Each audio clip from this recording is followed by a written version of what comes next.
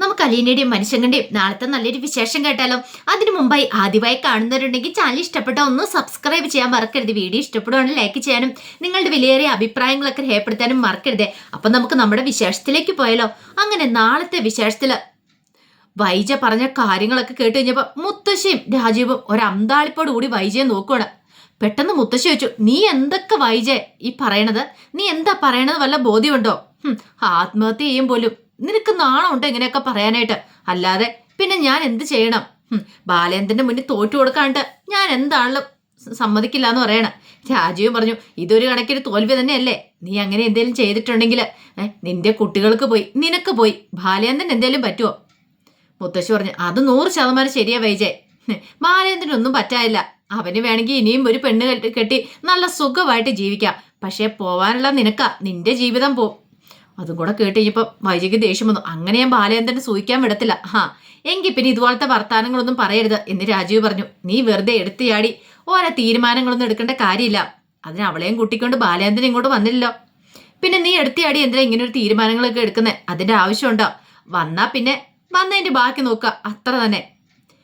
മുത്തശ്ശി പറഞ്ഞു, അതെ വൈജയ്, നീ വെറുതെ ഇപ്പോഴും ഓരോന്നോ കാര്യം ഓർത്ത് ടെൻഷൻ അടിക്കേണ്ട കാര്യമില്ല. ഈ പ്രശ്നം ഇവിടം വരെ വഷളായിക്കൊണ്ടുവന്ന് നീയാണ്. നീ ഒറ്റ എടുത്തി കാരണം ഈ പ്രശ്നങ്ങളൊക്കെ ഉണ്ടായത്. വെറുതെ ബാലേന്ദ്രനുമായിട്ട് ഗുസ്തി പിടിക്കാൻ പോകേണ്ട കാര്യം ഉണ്ടായിരുന്നോ? അത് കേട്ടപ്പോൾ വൈജയ്ക്ക് ദേഷ്യം വന്നു. ദേ അമ്മയുടെ കാര്യം നോക്കിയാൽ മതി. പറഞ്ഞ കേട്ടല്ലോ. അതെ, ഞാൻ എന്തേലും പറഞ്ഞാലേ ഇപ്പൊ നിനക്ക് കുറ്റമായി പോയത് അല്ലേ? ഞാനൊന്നും പറയുന്നില്ല. എന്താണെങ്കിലും ആ കൊച്ചിനെ ഇവിടുന്ന് ഓടിച്ചിട്ട് നിനക്ക് എന്തേലും പ്രത്യേകിച്ച് കിട്ടാനുണ്ടോന്ന് എനിക്കറിയത്തില്ല. അതൊരു പാവം പിടിച്ച കൊച്ചായിരുന്നു. അതുള്ളതുകൊണ്ട് മാത്രം ഞാനിപ്പോ ജീവനോടെ ഇരിക്കുന്നേ. രാജീവൻ പറഞ്ഞു, അതൊക്കെ കാര്യം ശരി തന്നെ അമ്മേ എന്നും പറഞ്ഞുകൊണ്ട് വൈജയ്ക്ക് ഇഷ്ടമില്ലാത്ത ഒരുത്തി ഇവിടെ നിർത്തേണ്ട കാര്യമുണ്ടോ? ഇനിയിപ്പം ഞാൻ കൂടുതലായിട്ടൊന്നും പറയുന്നില്ല. പിന്നെ രാജു പറഞ്ഞു, എന്നാ ശരി, ഞാൻ ഇറങ്ങിയേക്കുക. ഇനി ഇവിടെ ഞാൻ ഇരിക്കുന്നില്ല എന്ന് പറയണേ. കാരണം സമയം പോയിക്കൊണ്ടിരിക്കുക. എനിക്ക് എത്രയും പെട്ടെന്ന് തന്നെ പോകണം. അങ്ങനെ യാത്രയൊക്കെ പറഞ്ഞ് രാജീവൻ ഇറങ്ങുവാണ്. ഈ സമയത്ത് വൈജയന്തിക്ക് നല്ല ദേഷ്യവും സങ്കടമായി. എന്ത് ചെയ്യണമെന്നറിയില്ല. ഇങ്ങോട്ടേക്ക് ബാലേന്ദ്രൻ കൃഷ്ണമോളെയും കൂട്ടി വന്നില്ലെങ്കിൽ താനായിരിക്കും ശരിക്കും നാണം കെടാൻ പോകുന്നേ. ഇനി ഇങ്ങോട്ടേക്ക് വന്നാലോ? വന്നാൽ അതിനേക്കാളും വലിയ നാണക്കേടാ. അവളില്ലാതെ വന്നാൽ കുഴപ്പമില്ല. അലീനയായിട്ട് വന്നിട്ടുണ്ടെങ്കിൽ പിന്നെ താൻ അവളുടെ മുന്നിൽ തോറ്റുപോയെന്ന് അതിനർത്ഥം. അവളെ വലിയ ആളും കളിച്ച് കയ്യെ പിടിച്ച് പുറത്താക്കിയതാ. എന്നിട്ടിപ്പം ഒന്നുമല്ലാത്ത അവസ്ഥയിലൊക്കെ കാര്യങ്ങളൊക്കെ പോന്നേ. അതൊക്കെ ഓർത്ത് കഴിഞ്ഞപ്പോൾ വൈജയ്ക്ക് ആ പട ടെൻഷനായി. സമനില തെറ്റുന്ന പോലെ തോന്നി. അതേസമയം ബാലേന്ദ്രൻ എഴുന്നേറ്റ് കഴിഞ്ഞപ്പോൾ അലീനയും കൃഷ്ണമോളും കെട്ടിപ്പിടിച്ച് കിടന്ന് ഉറങ്ങുക. അത് കുറച്ച് സമയം ഇങ്ങനെ നോക്കി നിന്നു. പിന്നീട് ബാലേന്ദ്രൻ പോയി ഫ്രഷ് ആയിട്ടൊക്കെ വന്നു കഴിഞ്ഞപ്പോഴാണ് അലീന എഴുന്നേക്കുന്നത്.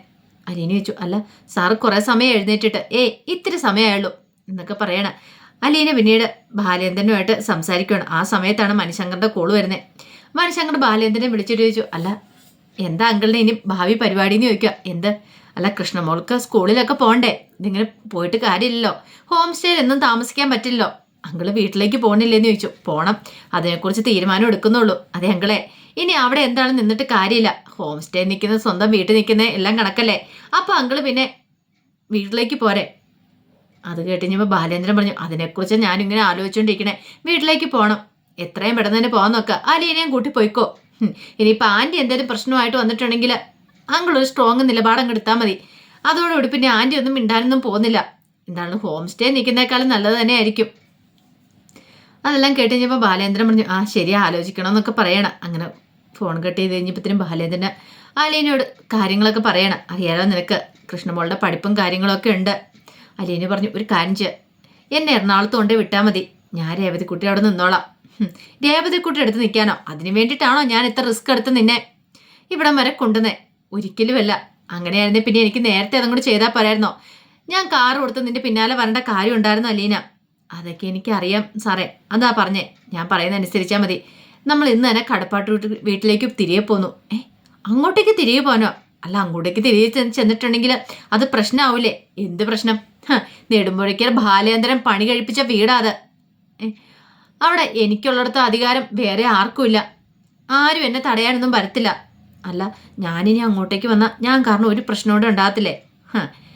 പ്രശ്നങ്ങളൊക്കെ ഉണ്ടാവുമെന്ന് കരുതിയിട്ട് തന്നെയല്ലേ നീ കടപ്പാട്ട് വീട്ടിലേക്ക് വന്നേ. അപ്പൊ പിന്നെ ഇതൊരു പ്രശ്നമായിട്ട് എടുക്കേണ്ട കാര്യമുണ്ടോ? അവിടെയുള്ള നിന്റെ അമ്മയും സഹോദരിമാരും സഹോദരനും ഒക്കെയാ, അറിയാലോ. പിന്നെ നീ അവരെയൊക്കെ ഭയക്കേണ്ട കാര്യമുണ്ടോ? അതില്ല. പിന്നെ എന്തുകൊണ്ടാ? പിന്നെ ഞാനാണോ പ്രശ്നക്കാരൻ? ഒരിക്കലും ഇല്ല സാർ, ഒരിക്കലും അല്ല. എന്നെ ഇവിടം വരെ എത്തിച്ച സാറ് മാത്രമാണ്, അതെനിക്കറിയാം. എങ്കിൽ പിന്നെ ഞാൻ പറയുന്ന അനുസരിക്കുക. അല്ലെനിക്ക് പിന്നെ ബാലേന്ദ്രൻ പറഞ്ഞാൽ പിന്നെ അതിന് മാറ്റമില്ല. ബാലേന്ദ്രൻ പറയുന്ന അപ്പടി അനുസരിക്കും. കാരണം ബാലേന്ദ്രന് തന്നോടുള്ള സ്നേഹം എന്താണെന്നറിയാം. ഒരച്ഛനും മകളോടെന്ന സ്നേഹവും കരുതലുമാണ് സാറിന് തന്നോടുള്ളതെന്ന് നന്നായിട്ടറിയാം. ആരും താങ്ങാനില്ലാത്ത സമയത്ത് തന്നെ ചേർത്ത് പിടിച്ച് ഇവിടം വരെ എത്തിച്ച സാറാണ്. അപ്പം ആ നന്ദിയും കിടപ്പാടും അലീനയ്ക്ക് എപ്പോഴും ഉണ്ട് താനും. പിന്നെ തൻ്റെ കൂടപ്പുറപ്പല്ലേ കൃഷ്ണമോളൊക്കെ, അവളെയൊക്കെ പെട്ടെന്ന് നിങ്ങൾ കൈവിടാൻ പറ്റുന്ന കാര്യമാണോ? കൃഷ്ണമോൾക്കാണെങ്കിൽ അലീനയെന്ന് പറഞ്ഞാൽ ഇപ്പോൾ ഭയങ്കര ജീവനാണ് താനും. പിന്നീട് കുറച്ച് കഴിയുമ്പോൾ കൃഷ്ണമോളും കൂടെ എഴുന്നേക്കണം. അപ്പോൾ കൃഷ്ണമോളോട് ബാലേന്ദ്രൻ പറഞ്ഞു നമ്മളിന്ന് വീട്ടിലേക്ക് പോകാമെന്ന് പറയണം. കൃഷ്ണമോൾ പറഞ്ഞു 2 ദിവസം കൂടെ കഴിഞ്ഞിട്ട് പോയാൽ മതിയായിരുന്നു. എന്താ നമുക്കിവിടെ അടിച്ചു പൊളിച്ചിട്ട് പോയാൽ മതിയായിരുന്നു. അയ്യടാ അവൾക്ക് ക്ലാസ്സിൽ പോകുന്ന കാര്യം ഓർത്തിട്ടാ സാറേ ഇത് വേണ്ടാന്ന് പറയണം. ബാലേന്ദ്രൻ പറഞ്ഞു അതെ അങ്ങനെ മടി പിടിക്കണ്ട, ഇന്ന് തന്നെ പോകുമെന്ന് പറയണം.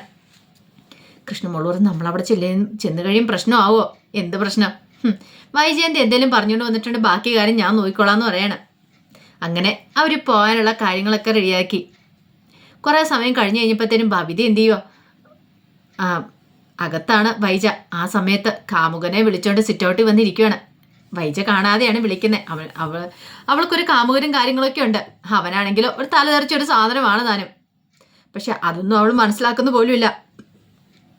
വൈജാനം ബാലേന്ദ്രനൊക്കെ പറ്റിച്ചോണ്ടാണ് ഫോൺ വിളിച്ചോണ്ടിരിക്കുന്നത്. അങ്ങനെ ഫോൺ വിളിച്ചോണ്ടിരിക്കുന്ന സമയത്ത് ബാലേന്ദ്രൻ്റെ കാറ് ഗേറ്റ് കടന്നു വരുന്ന കണ്ടത്. ആ കാഴ്ച കണ്ടു കഴിഞ്ഞപ്പോൾ ഭവിതയൊന്ന് ഞെട്ടി. പെട്ടെന്ന് ഭവിത നോക്കി ആരൊക്കെ ഉണ്ടെന്ന്. ബാലേന്ദ്രൻ ഇറങ്ങി, കൃഷ്ണമോൾ ഇറങ്ങി, പിന്നെ അലീനെ. അതോടെ കണ്ടു കഴിഞ്ഞപ്പോൾ തന്നെ ബബിത അകത്തേക്ക് കയറി ഓടി. വൈജയന്തി അകത്ത് അടുക്കളയിലായിരുന്നു. അമ്മേ അവർ വന്നെന്ന് പറയണ. ആര്?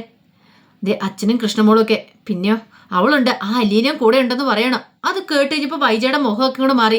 സത്യമാണോ നീ പറയണേ? പിന്നെ ഞാൻ എന്തിനാ കള്ളത്തരം പറയണം എന്ന് പറഞ്ഞു.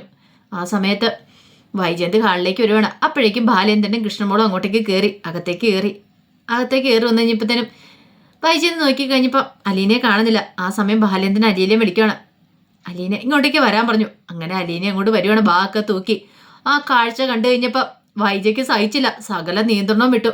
അപ്പോഴേക്കും വൈജ ചോദിച്ചു ഇവളോ? ഇവളെ ഇവിടെ നിന്ന് ഇറക്കി വിട്ടല്ലേ, പിന്നെ നിങ്ങൾ ഇവളെയും കുട്ടിയാണ് ഇങ്ങോട്ടേക്ക് വന്നേന്ന് ചോദിക്കുകയാണ്. ഇത് കേട്ടപ്പോൾ ബാലേന്ദ്രൻ പറഞ്ഞു അലീന നീ അതൊന്നും കാര്യാക്കണ്ട, ഇങ്ങോട്ട് കയറി പോരെന്ന് പറയണം. അപ്പം എന്നെ വിളിച്ച് ബാലേന്ദ്രൻ വീണ്ടും ഓരോ പരിപാടി തുടങ്ങിയല്ലേന്ന് ചോദിക്കണം. വിളിക്കണോ? ഞാനെന്തിനാ നിന്നെ വിളിക്കുന്നേ? ഞാൻ അലീനയും കൂട്ടി ഇങ്ങോട്ട് പോന്നു. നിങ്ങളിവിടെ നിന്ന് ഇറക്കി വിട്ടു, ഞാൻ അലീനയും കൊണ്ട് ഇങ്ങോട്ട് പോന്നു. അതിനകത്തിപ്പോൾ എന്താ? അത് കേട്ടപ്പോൾ വൈജയന്തിക്ക് ഒട്ടും സഹിച്ചില്ല. അപ്പോഴകത്ത് കിടന്ന് മുത്തശ്ശി ഇവിടുത്തെ ഒച്ചപ്പാട് കേട്ടു. മുത്തശ്ശിക്ക് മനസ്സിലായി ബാലേന്ദ്രൻ്റെ അലീനയൊക്കെ വന്നിട്ടുണ്ടെന്നുള്ള കാര്യം. അപ്പോഴേക്കും വൈജയന്തി പറഞ്ഞു ഒരു കാര്യം ഞാൻ പറഞ്ഞേക്കാം, ഇവൾ ഒരു കാരണവശാലും ഈ വീട്ടിൽ പാടില്ല. ഇവളിവിടെ ഉണ്ട്, എനിക്ക് ഇവിടെ നിൽക്കാൻ പറ്റില്ല. അതിന് ആര് പറഞ്ഞു നീ ഇവിടെ നിൽക്കണോന്ന്? നെടുമ്പുരിക്കൽ ബാലേന്ദ്രൻ്റെ വീടാ. ഇവിടെ കാര്യങ്ങളൊക്കെ തീരുമാനിക്കാൻ ഞാൻ തീരുമാനിക്കും എന്ത് വേണമെന്ന്. വൈജയ് വെറുതെ നീ എന്നോട് ഗുസ്തി പിടിക്കാൻ വരണ്ട. പിന്നെ ഒരു കാര്യം, എന്നോട് മാത്രമല്ല ഈ നിൽക്കുന്ന അലീനയോടും. അപ്പോഴേക്കും രോഹിതും കൂടെ അങ്ങോട്ട് ഇറങ്ങി വന്നു. ആ സമയം ബാലേന്ദ്രൻ പറഞ്ഞ എല്ലാവരും ഉണ്ടല്ലോ, ഒരു കാര്യം പറഞ്ഞേക്കാം. ഇനി ഇപ്പൊ പഴയതുപോലെ ഇവളെ ജോലിക്കാരിയായിട്ട് കണ്ട എടി പോടി എന്നൊക്കെ വിളിച്ചോണ്ട് ഓരോ ജോലികളും പറഞ്ഞുകൊണ്ട് ചെല്ലണ്ട. ഇവള് ജോലിക്കാരിയല്ല, ഈ വീട്ടിലൊരു അംഗമാണ്. എൻ്റെ മൂത്ത മകളെ അവള് പറഞ്ഞ ഓർമ്മയുണ്ടല്ലോ. അത് കേട്ടപ്പോൾ വൈജയന്തിയുടെ മുഖമൊക്കെ അങ്ങോട്ട് മാറി. വൈജയന്തി പറഞ്ഞു നിനക്കെന്താ ബാലേന്ദ്ര, ഒരറ്റാക്ക് വന്നു പറഞ്ഞുകൊണ്ട് സമനില തെറ്റിയോ? എനിക്ക് ഒരു സമനിലയും തെറ്റിയിട്ടില്ല. ഉള്ള കാര്യം തന്നെ ഞാൻ പറഞ്ഞ് മനസ്സിലായല്ലോ. ഇനി അതിനൊരു മാറ്റം ഉണ്ടാകാനും പോകുന്നില്ല. ഇനി അങ്ങനെ അല്ലാതെ ഇവളെ ആരെങ്കിലും കണ്ടിട്ടുണ്ടെങ്കിൽ അവരുടെയൊക്കെ സ്ഥാനം ഈ വീടിൻ്റെ പുറത്തായിരിക്കും.